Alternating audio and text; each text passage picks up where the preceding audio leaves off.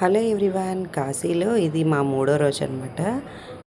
జీవితంలో ఒక్కసారైనా ప్రతి హిందూ వెళ్ళవలసిన ప్రదేశం అయితే కాశీ.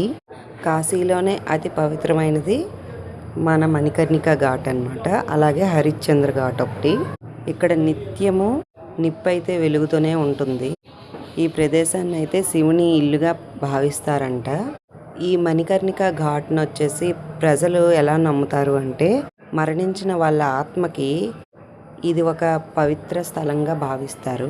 అందుకనే కాశీలో కాశీకి దగ్గరలో ఉన్నా దూరంగా ఉన్నా సరే, ఎవరికైనా అవకాశం ఉన్నంత వరకు అయితే ఇక్కడికే తెచ్చి దహనపరుస్తారనమాట చనిపోయిన వాళ్ళని.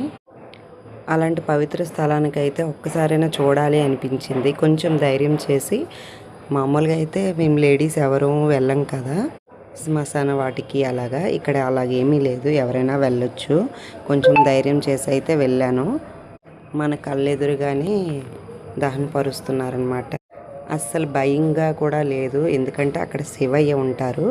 అలాగే మరొక విషయం, మణికర్ణిక ఘాట్కి ఆ పేరు ఎలా వచ్చింది అంటే, ఒకరోజు పార్వతీదేవి స్నానం చేస్తూ ఉండగా చెవు పోగుంటుంది కదా, దాన్ని మణికర్ణిక అంటారనమాట. అదైతే వాటర్లో పడిపోయిందంట. అప్పుడు శివయ్య వస్తారంట, గంగమ్మ తల్లిని హెల్ప్ అడుగుతారంట వెతకడానికి. అందుకని ఈ ప్రదేశాన్ని మణికర్ణిక ఘాట్ అని అంటారంట. నేను కూడా యూట్యూబ్లో అలా బయట వాళ్ళు చెప్పింది వినేసి ఈ వీడియోని అయితే చేస్తున్నాను. ఏమైనా తప్పులుంటే క్షమించండి. ఓం నమ శివాయ. ఆ శివయ్య ఆశీస్సులు అందరికీ ఉండాలని మరీ కోరుతున్నాను. ఓకేనండి, ఇంకా మంచి వీడియోలు అయితే పెడతాను. నా వీడియోస్ అన్నీ చూసి మీకు నచ్చితే లైక్ చేయండి, షేర్ చేయండి, సబ్స్క్రైబ్ చేయండి.